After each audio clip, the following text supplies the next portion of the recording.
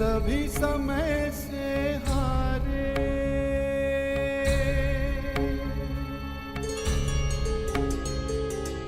समय ऐसी शक्ति है, सभी समय से हारे।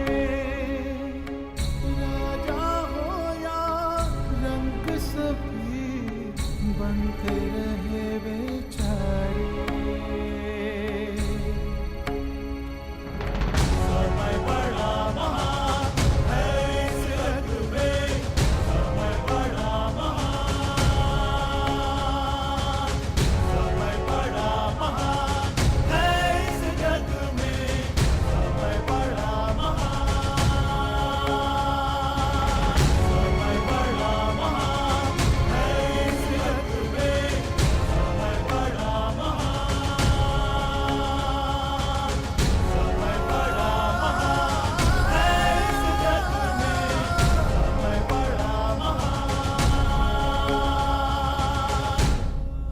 वर्ष पश्चात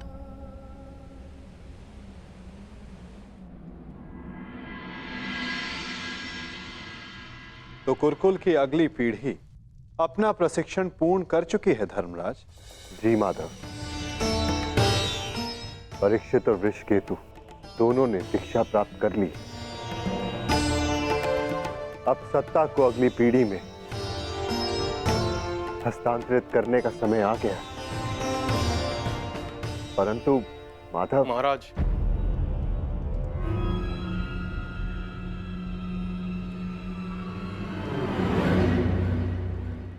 कहो। एक दुखद समाचार है महाराज।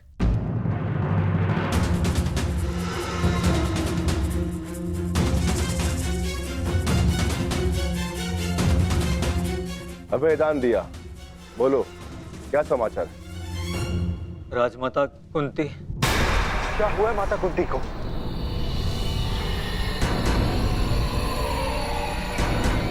वो कुशल तो है ना? जिस वन में राजमाता कुंती, महाराज धृतराष्ट्र और महारानी गांधारी निवास कर रहे थे, वहां भयंकर अग्निकांड हुआ है।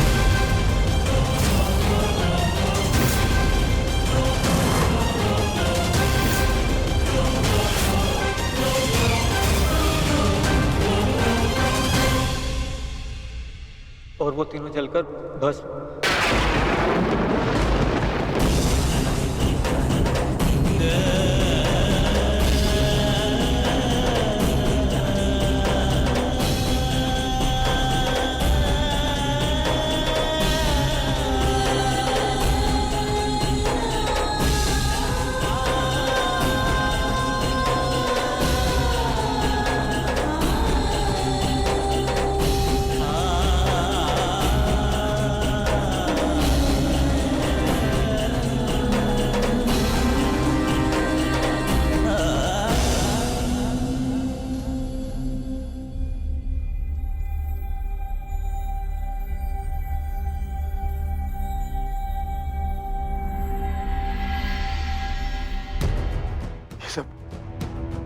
ये सब क्या हो गया माधव? अचानक इस बात क्या हो गया?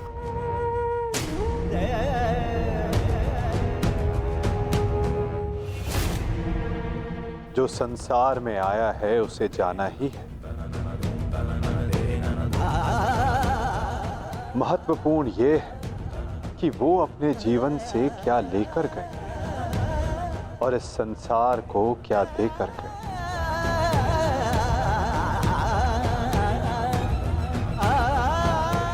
एक वृक्ष की जब पत्तियां झड़ती हैं तो वो वृक्ष पत्तियों के झड़ने का शोक नहीं मनाता, अपितु नई पत्तियों का स्वागत करता है, नवजीवन को आगे बढ़ाता है।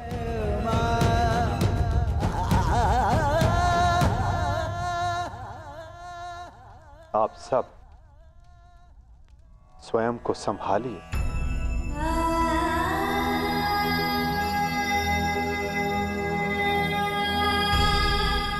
पार्थ,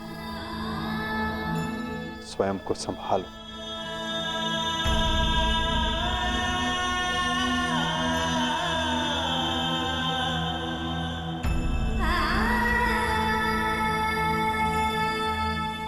धर्मराज, आपने अपना हर कर्तव्य, हर उत्तरदायित्व कुशलतापूर्वक पूर्ण किया है और परिवर्तन का जो वचन आपने दिया था उसे भी पूर्ण किया। और अब ये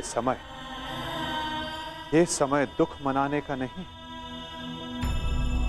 अपितु अपना उत्तरदायित्व पूर्ण करने का है धर्मराज।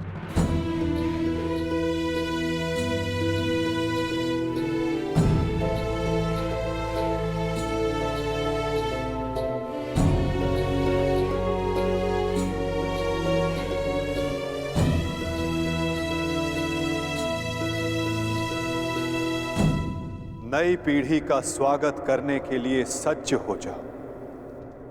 समय आ गया है कि हस्तिनापुर के नए युवराज को प्रजा के समक्ष प्रस्तुत किया जाए।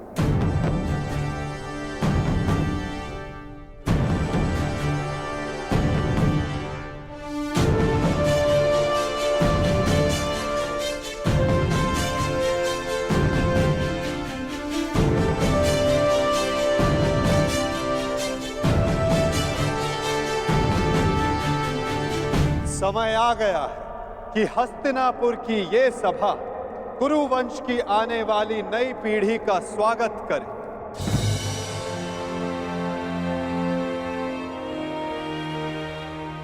हस्तिनापुर के 2 महारथी, 2 युवराज,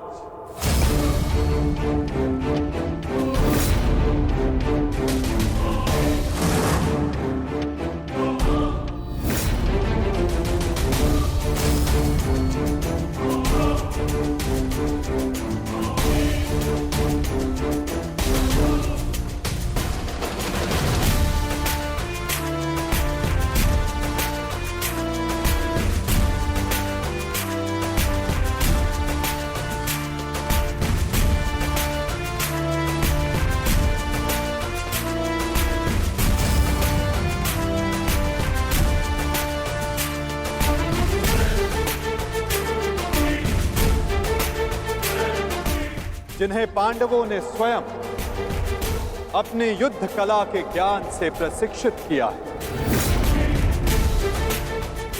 जिन्हें महाधनुधर अर्जुन ने धनुर्विद्या सिखाई,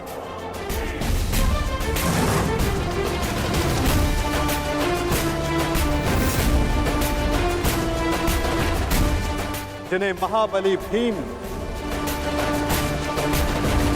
शक्ति और गदा युद्ध में पारंगत किया, जिन्हें नकुल सहदेव ने खड़ग युद्ध में प्रशिक्षित किया, जिन भावी सम्राटों को धर्मराज युधिष्ठिर भाले के प्रहार के साथ साथ धर्म के ज्ञान का आधार भी दिया है।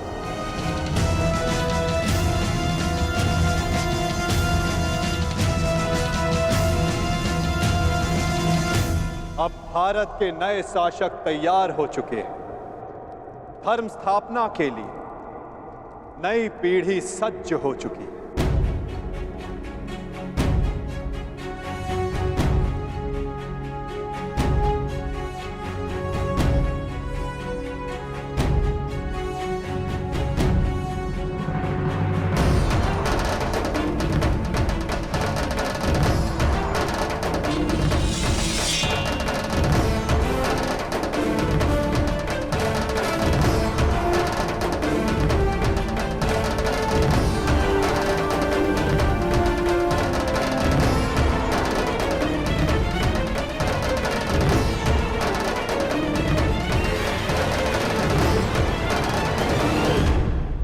तो स्वागत कीजिए अभिमन्यु पुत्र अर्जुन पौत्र युवराज परीक्षित का।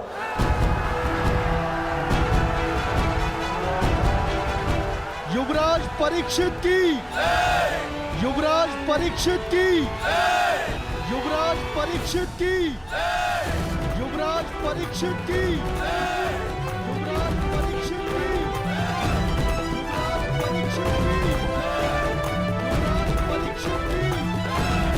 युवराज परीक्षित की।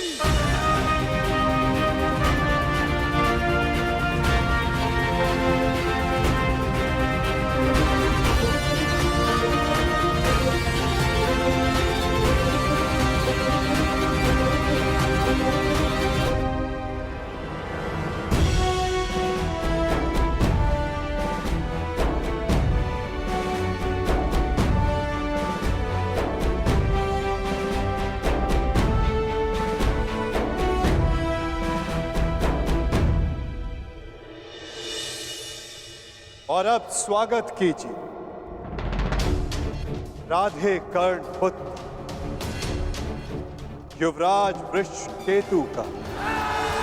युवराज वृषकेतु की, युवराज वृषकेतु की, युवराज वृषकेतु की, युवराज वृषकेतु की, युवराज वृषकेतु की, युवराज वृषकेतु की,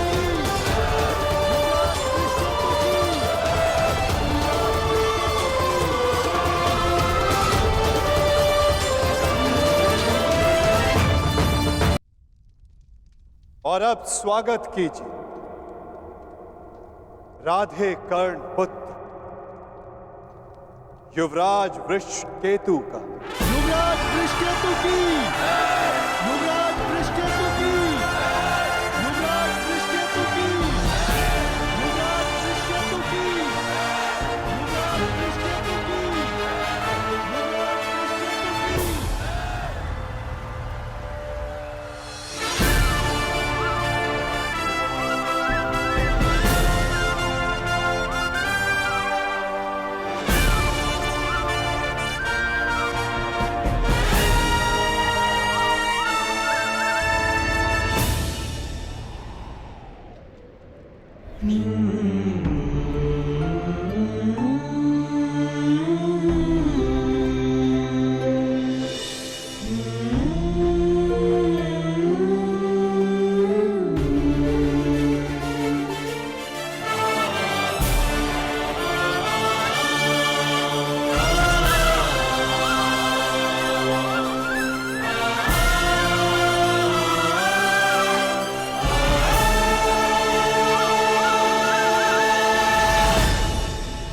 इन्होंने अपना कर्तव्य पूर्ण किया धर्मराज, अब आप अपना कर्तव्य पूर्ण करें।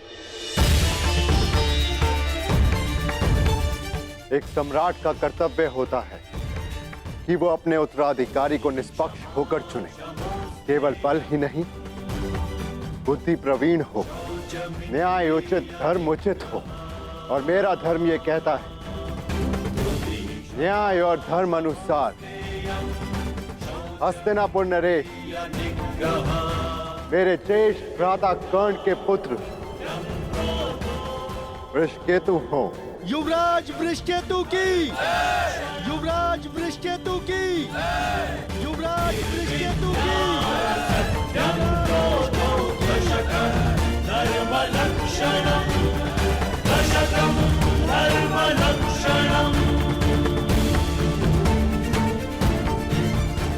काकाश्री, मेरे लिए ये मान्य नहीं।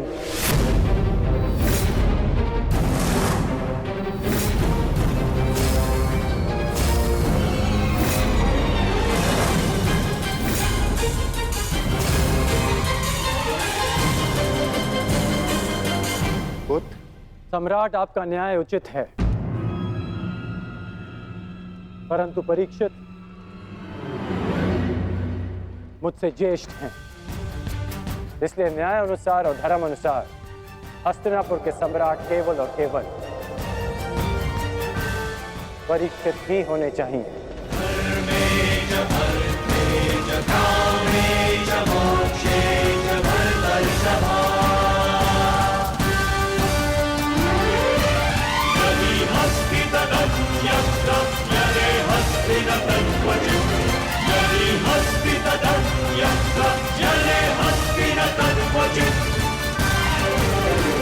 तो पुत्र, अद्भुत वृषकेतु, ये त्याग केवल कर्ण पुत्र ही कर सकता है।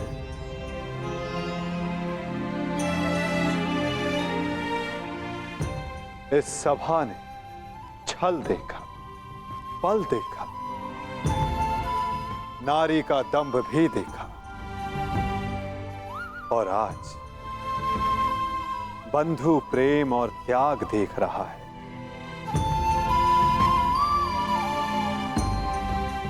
सच में परिवर्तन का जो स्वप्न अंगराज कर्ण ने वर्षों पूर्व देखा था,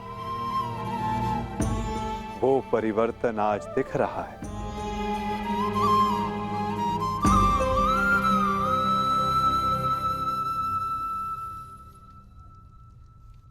धर्मराज युधिष्ठिर को न्याय उचित घोषणा ही करनी चाहिए।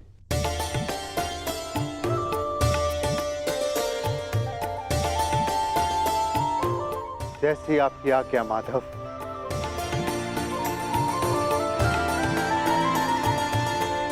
युवराज परीक्षित को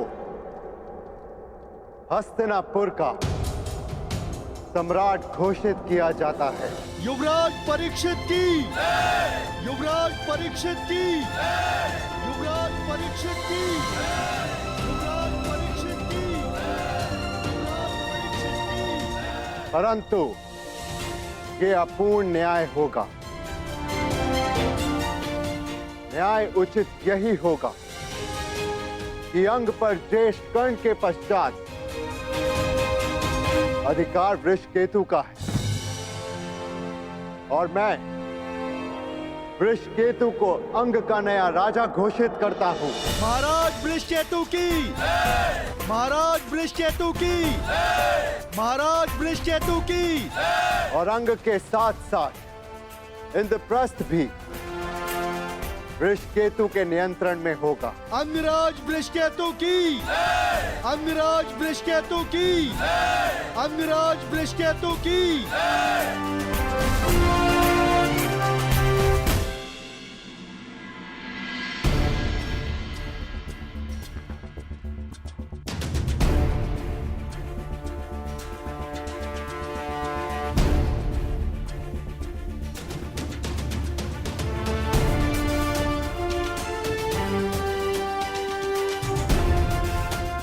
सच हो।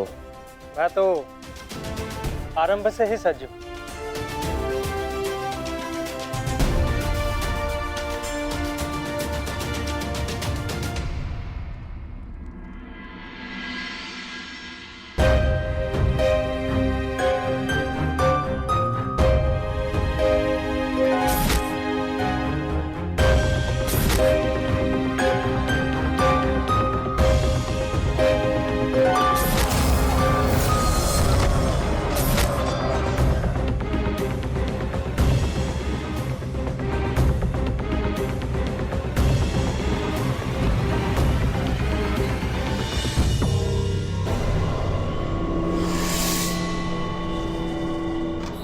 माधव, मुझे जाना होगा पार्थ।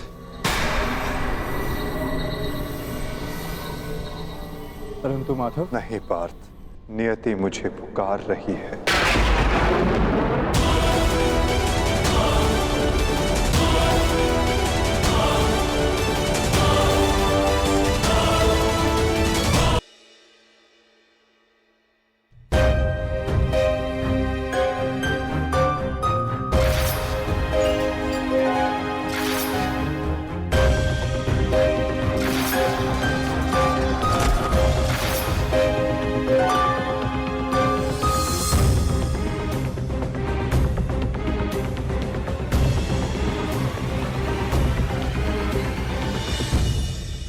माधव, मुझे जाना होगा पार्थ।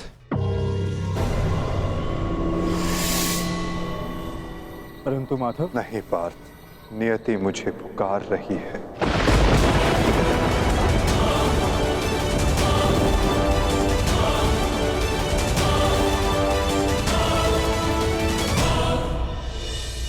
माधव,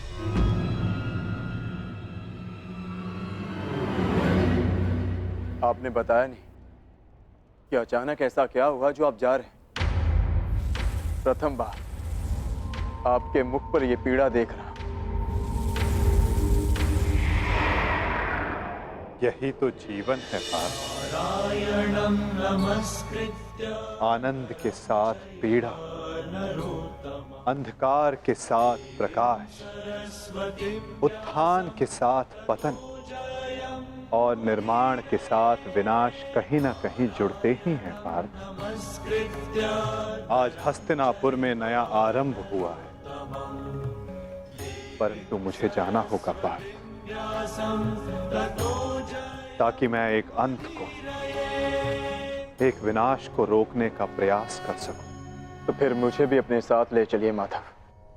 महाभारत में आपने मेरा मार्गदर्शन किया था और अब आपके मार्ग पर चलना मेरा अधिकार है।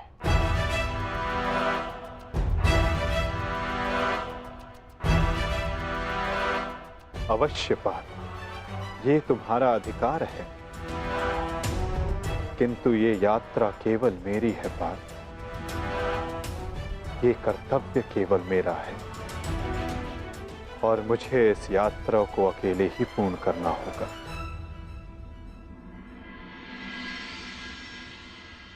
अब मुझे जाना होगा पार्थ। स्वास्थ्य।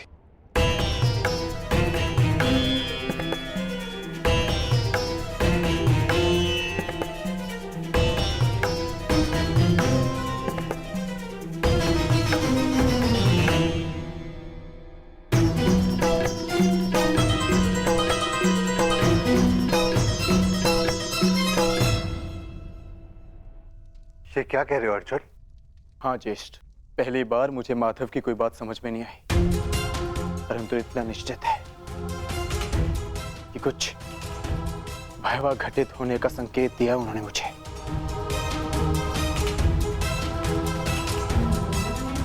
मैं आपकी आज्ञा लेने आया हूं ज्येष्ठ। मुझे द्वारका जाना होगा।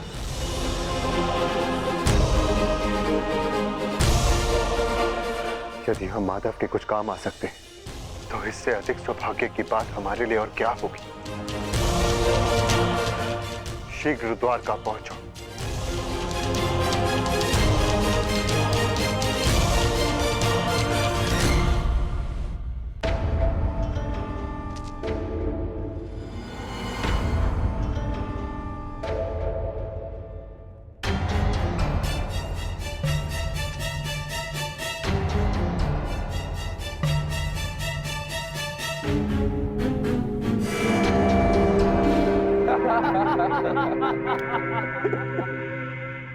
जन्मदिन की बधाई हो मित्र।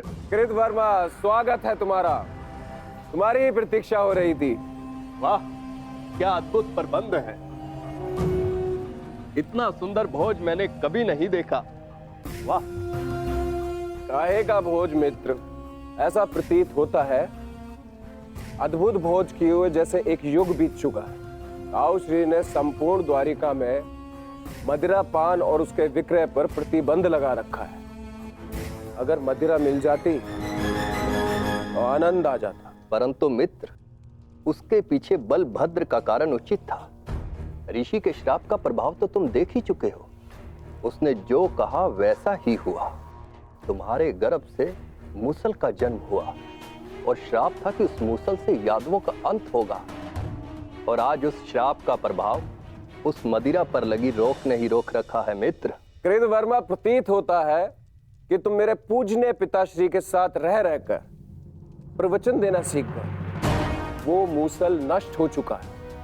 ताऊ श्री ने स्वयं उसका चूर्ण बनवाकर सागर में बहा दिया। यदि आज मदिरा मिल जाती तो आनंद ही आ जाता। यदि कुमार आदेश दे तो जन्मदिन की भेंट प्रस्तुत करूं। बलभद्र से छिपाकर काशी से मदिरा मंगाई है।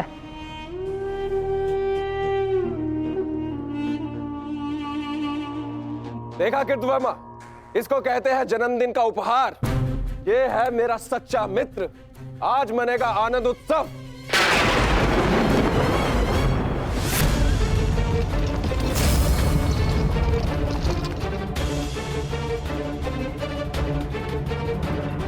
ये मेरे जन्मदिन पर मेरे मित्रों के नाम।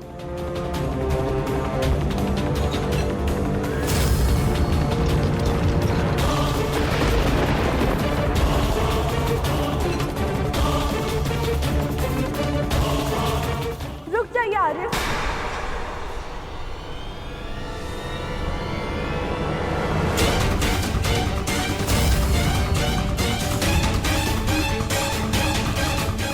जब काल सामने खड़ा हो तो उसे जाने को नमस्कार किया जाता है, उसका आलिंगन नहीं किया जाता। ये मदिरा काल है आर्य, इसे ग्रहण ना करें। कृतवर्मा, एक बात तो माननी ही पड़ेगी। मेरे पिता श्री वासुदेव महान है। जो उनकी संगति में आता है वो भाषण देना तो सीख ही जाता है। लक्ष्मणा, यहाँ पर स्त्रियों का आना वर्जित है। ये केवल पुरुषों के लिए। राजमहल वापस लौट जाओ।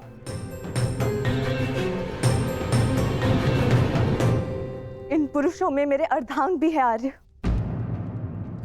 जो स्वयं ही काल के गाल में जाने के लिए प्रस्तुत हो रहे, परंतु मैं ऐसा नहीं होने दे सकती।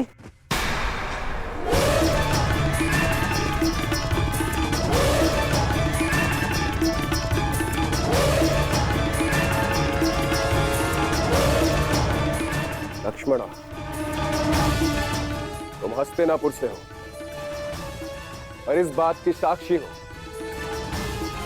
कि जब स्त्री पुरुष के मत के सामने क्रोध बनकर खड़ी हो जाती है तो उसके परिणाम अच्छे नहीं होते। जाओ यहां से, राजमहल वापस लौट जाओ।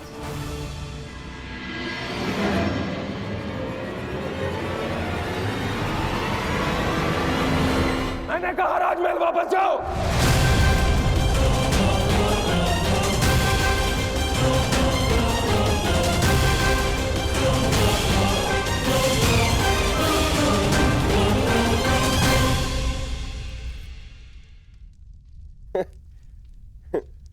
शुभ कार्य में विघ्न आते ही है मित्रों। इससे पूर्व कोई दूसरा विघ्न आए, इस दुर्लभ मदिरा को ग्रहण करो।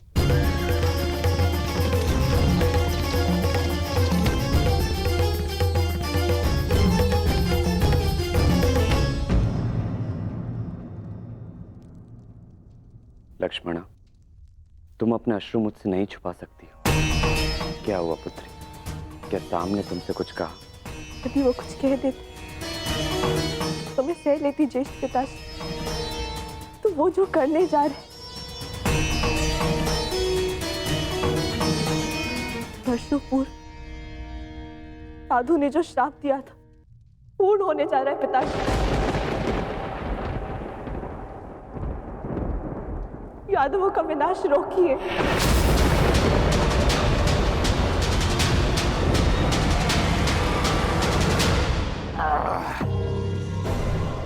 अद्भुत! आज मदरा मिली पीने को, वो भी मन भर के। वाह!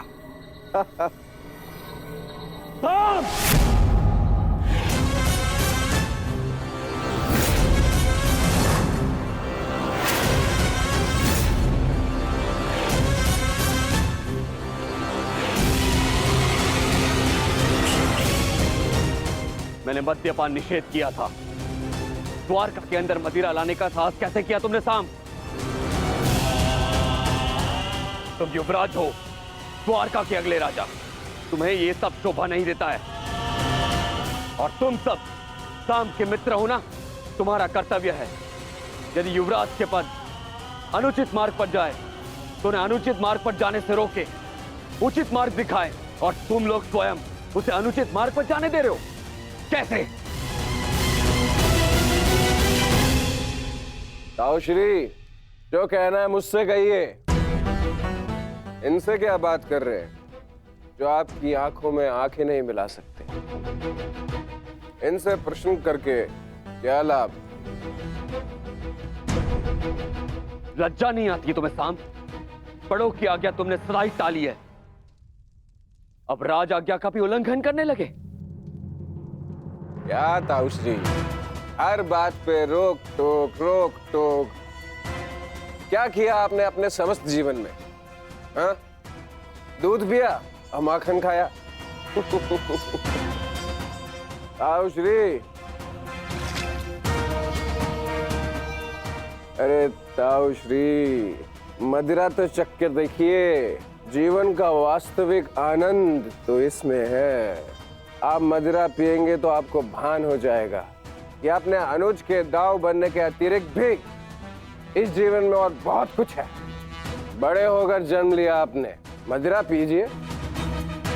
अपने बड़े होने के पद का और उसकी शक्ति का भी भान हो जाएगा आपको। लीजिए। राम,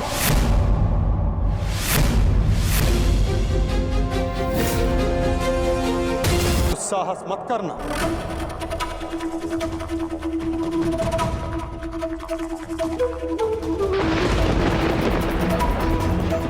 परिहास और उपहास में अंतर होता है साम। परिहास संग में उपस्थित सबको आनंद देता है और उपहास किसी एक को पीड़ा देता है। और तुम्हारा उपहास इस समय जिनको पीड़ा दे रहा है वो मेरे ज्येष्ठ भ्राता है, मेरे दाऊ है साम।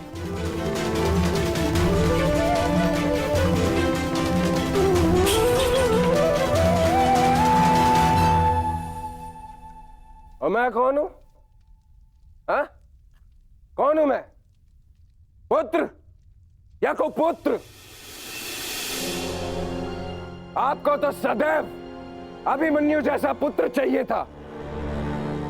कभी उसे मामा बनकर सिखाया तो कभी मित्र और सखा बनकर पांडवों को संभाला, परंतु ये भूल गए कि आपका भी एक पुत्र है। स्मरण है आपको? स्मरण है? नहीं, आपको स्मरण है। आपको स्मरण है कि आज आपके पुत्र का जन्मदिन है, परंतु ये भूल गए कि आज के दिन अपने पुत्र से प्रेम से मिलने आना चाहिए, ना कि इस प्रकार कटु मुख बनाकर।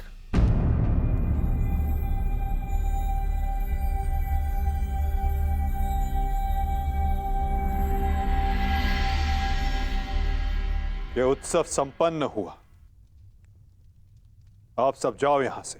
कोई नहीं जाएगा। यह उत्सव मैंने रखा है और यह कब संपन्न होगा इसे मैं निर्धारित करूंगा।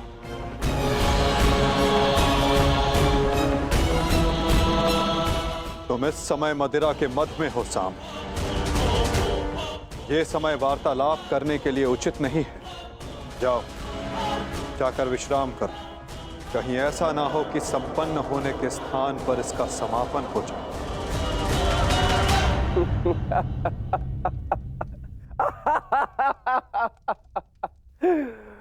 मद में तो अंधे आप भी है वासुदेव। महाभारत की विजय का मद अभी आपके सर से उतरा नहीं है वासुदेव।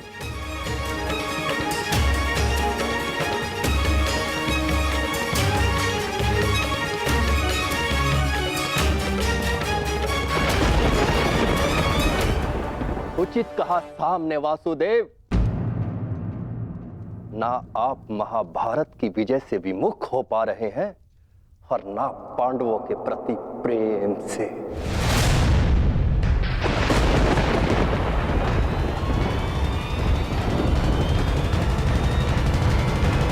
इतना प्रेम था आपको कि अपने ही यादव कुल का ध्वंस कर बैठे।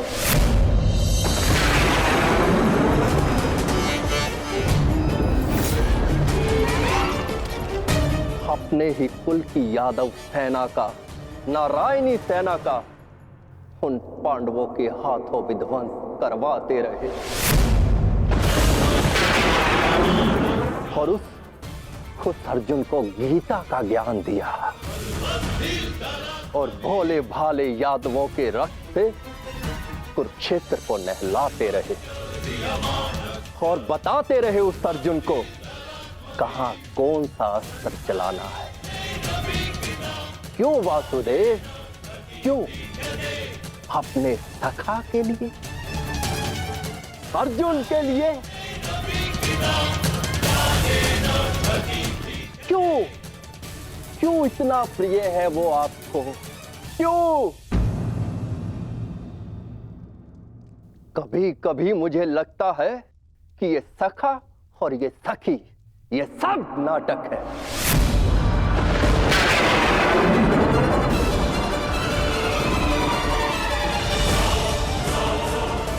प्रतीत होता है जैसे पंचाली के छठे पति आप स्वयं हैं।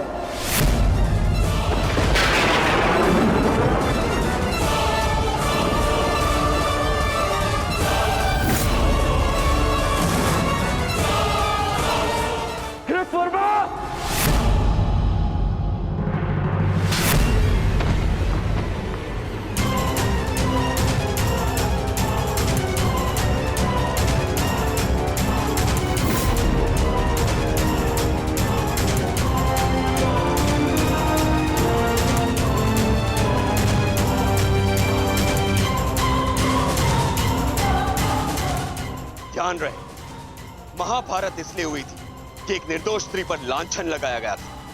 यदि कान्हा के चरित्र के विषय में किसी ने भी अपशब्द कहा तो इसी क्षण और एक महाभारत का आह्वान कर बैठूंगा मैं।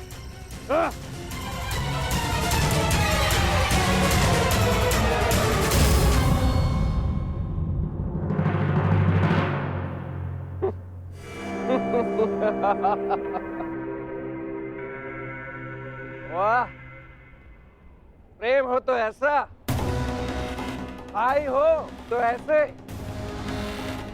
एक को कुछ कहो तो दूसरे का हाथ उठता है। परंतु ताउश्री, आप भूल रहे हैं, कृतवर्मा मेरे लिए भाई समान है।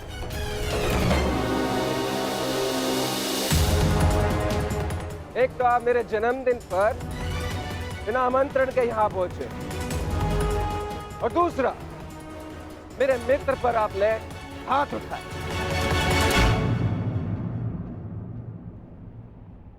इस दुस्साहस का दंड आपको अवश्य मिलेगा। सावधान साम।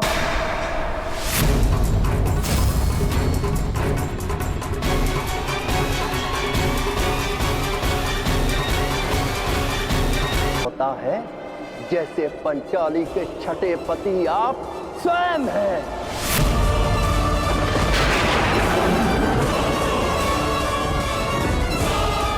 कृतवर्मा!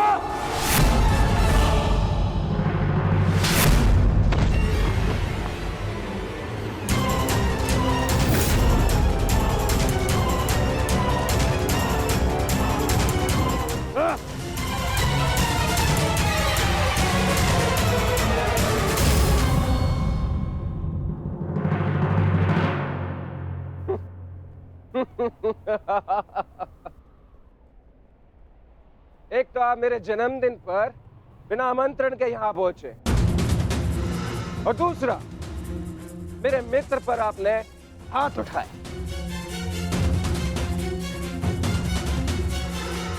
इस दुस्साहस का दंड आपको अवश्य मिलेगा। सावधान साम।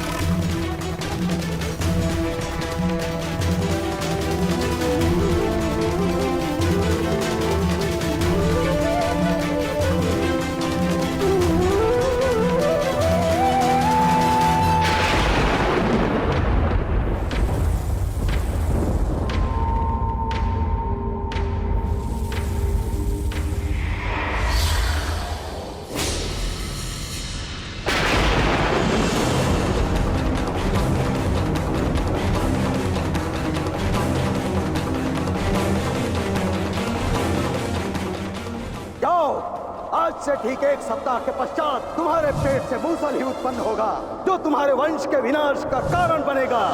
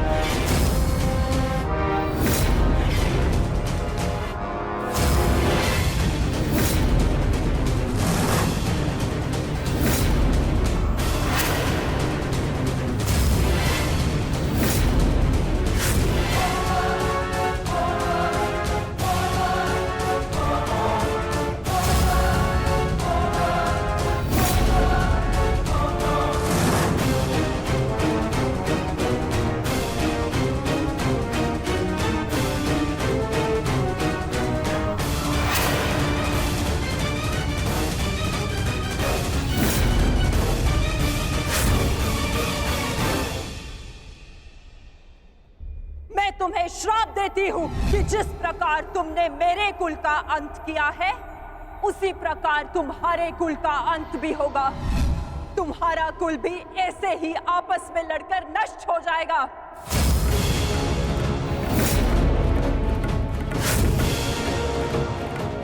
मैंने कहा था गांधार नंदिनी से कि श्राप नहीं, पाप मनुष्यों के नाश का कारण बनता है। आज यादवों के पाप उनके नाश का कारण बनेंगे।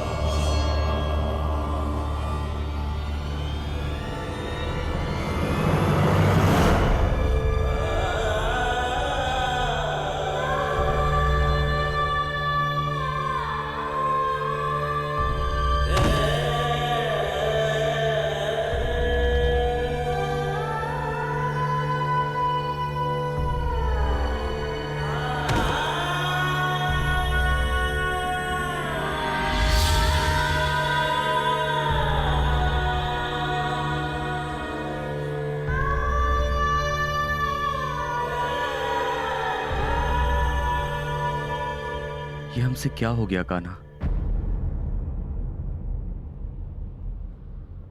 हमने अपने ही कुल का नाश कर दिया।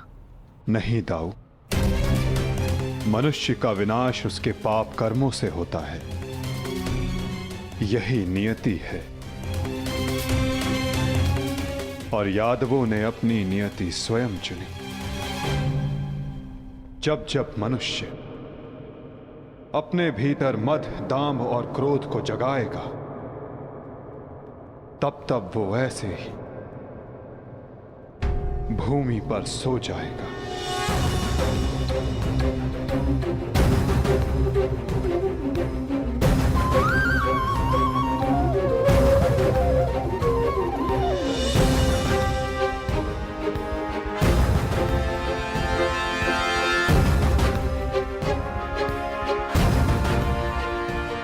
ये विनाश संसार के लिए एक उदाहरण होगा कि मत से उपजित क्रोध सदैव अपना और अपनों का सर्वनाश करता है।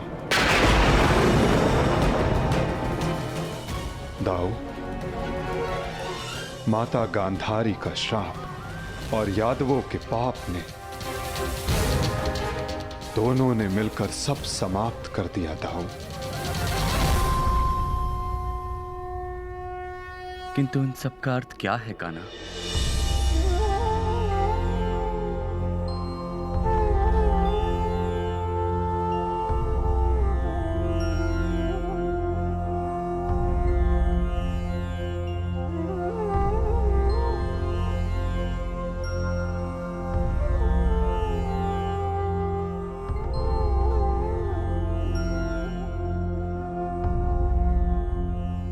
इसका अर्थ यह है दाऊ कि हमारा कार्य पूर्ण हुआ,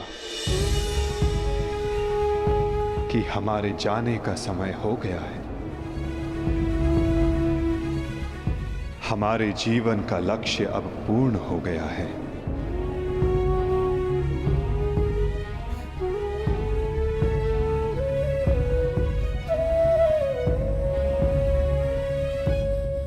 जब अंत आ रहा है तो प्रारंभ से हो। प्रारंभ से ही मैं श्री हरि का सेवक रहा हूं, तो अंत भी उनके चरणों में ही हो।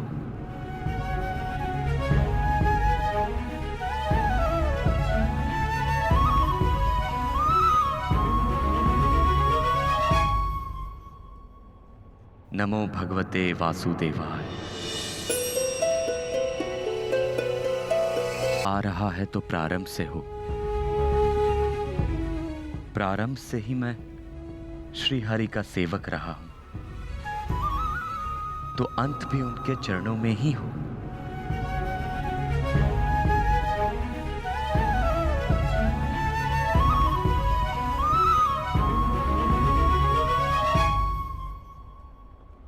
नमो भगवते वासुदेवाय।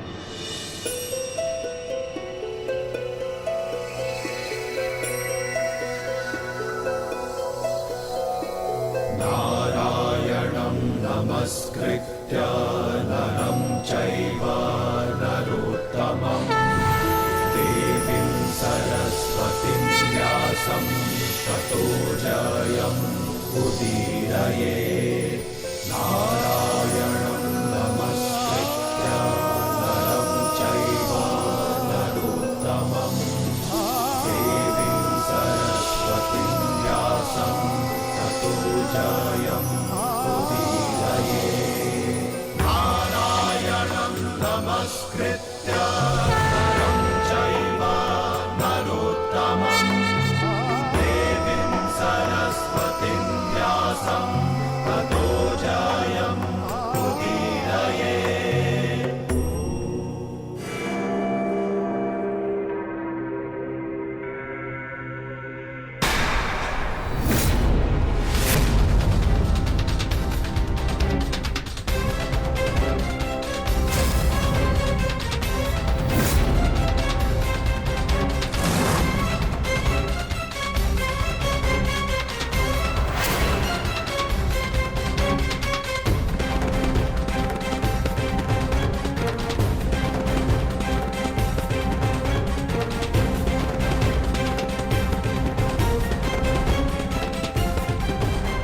हे ईश्वर, ये कैसा नरसंहार है?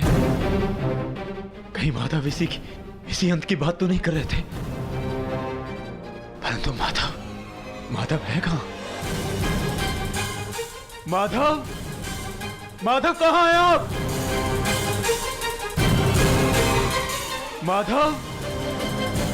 माधव कहां है आप?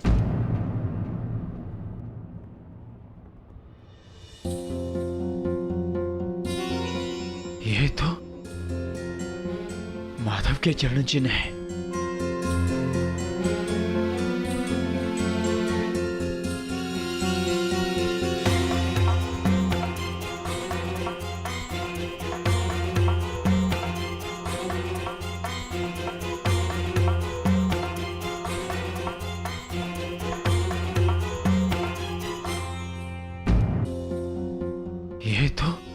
माधव के चरण चिन्ह है।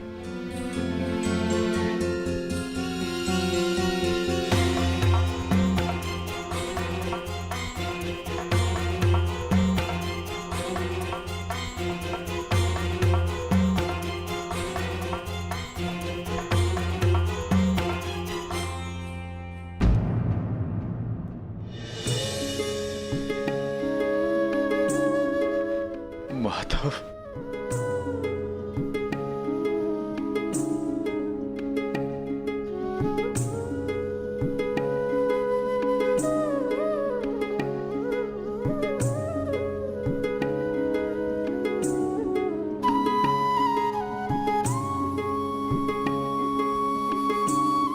आओ पार्थ, तुम्हारी ही प्रतीक्षा थी।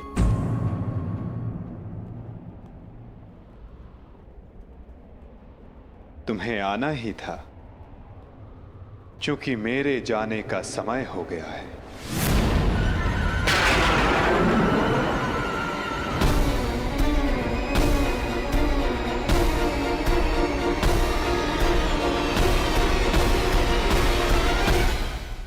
यह सब क्या हो गया माधव?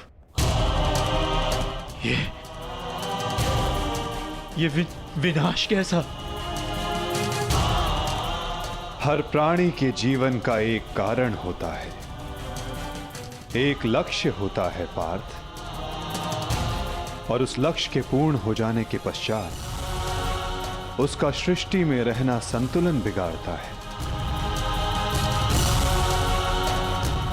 कुरुक्षेत्र के युद्ध में जो शक्ति शेष रह गई थी, वो संतुलन बिगाड़ रही थी पार्थ।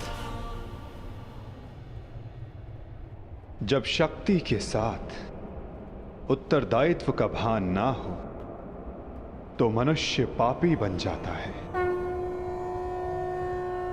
और यादवों के अंत के साथ उस पाप का भी अंत हुआ पार्थ।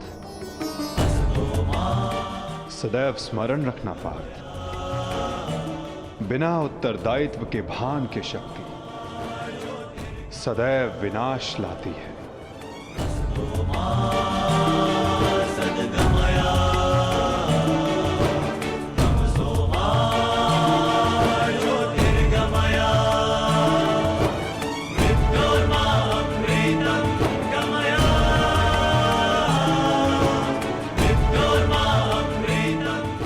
मेरे लिए क्या आदेश है माधव?